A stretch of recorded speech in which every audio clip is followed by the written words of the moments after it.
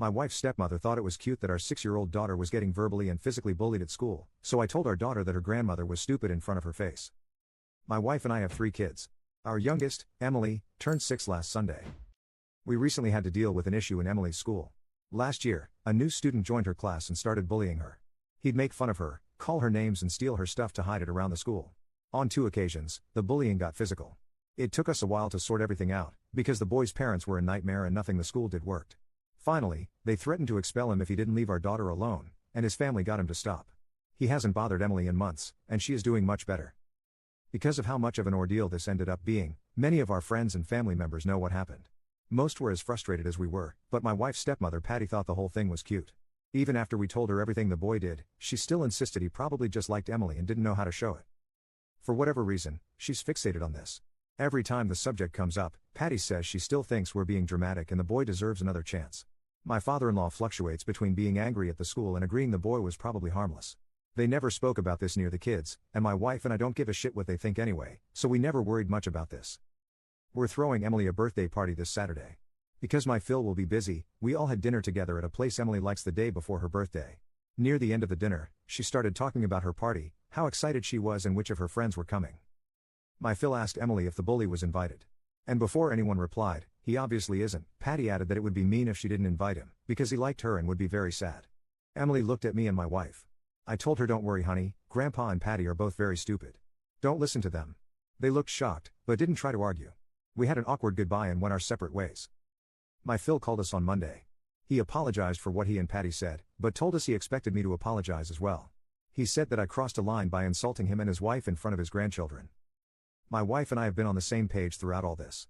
But yesterday, she told me she was starting to wonder whether it wouldn't have been better to deal with this privately, especially since we don't like insulting people in front of the kids. Am I a jerk here? Update. I'm very grateful for the advice and support you gave me on my first post. Emily's birthday party went off without a hitch, and she had a great time with her friends. It's always bittersweet watching our little girl grow up so fast, but me and my wife enjoyed ourselves as well. We talked more about what happened over the last few days. My wife made it very clear that she didn't care that I called her father and Patty stupid and didn't think I should apologize, but was concerned about our kids thinking I was a hypocrite.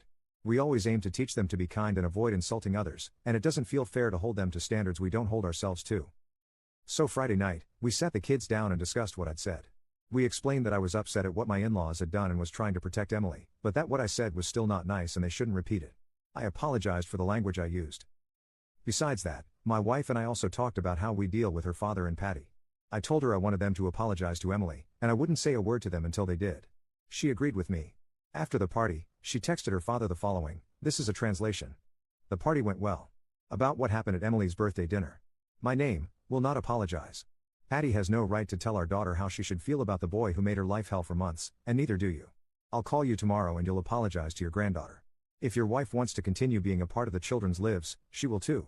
And if she mentions that boy again, I'll have to seriously rethink the role we're letting her have here. This isn't up for discussion. She showed me the text before sending it, but I agreed with pretty much everything. They had a short fight about it, but he agreed in the end. I offered to apologize to keep the peace and my wife told me not to. Both my Phil and Patty finally apologized to Emily on Sunday. We're not confident about Patty, but my Phil seems sincere. Either way, we've decided to loosen our ties with my wife's stepmother for a while. We're still working everything out, but we'll see her less until at least my eldest son's birthday, October. I have no doubts my Phil loves my children, but he's a very strange guy. He was overprotective of his daughters their whole youths, but frequently tells us we're dramatic when it comes to our kids. I never had any strong feelings about Patty, but her treatment of Emily's situation has soured my image of her. On a side note, the bully found out about the party. His mother found my wife on Instagram and messaged her to complain that he wasn't invited. My wife reminded her of the day the school threatened to kick her son out. No reply as of today. I was glad to see that even those who thought I was in the wrong agreed that Emily and her well-being came first.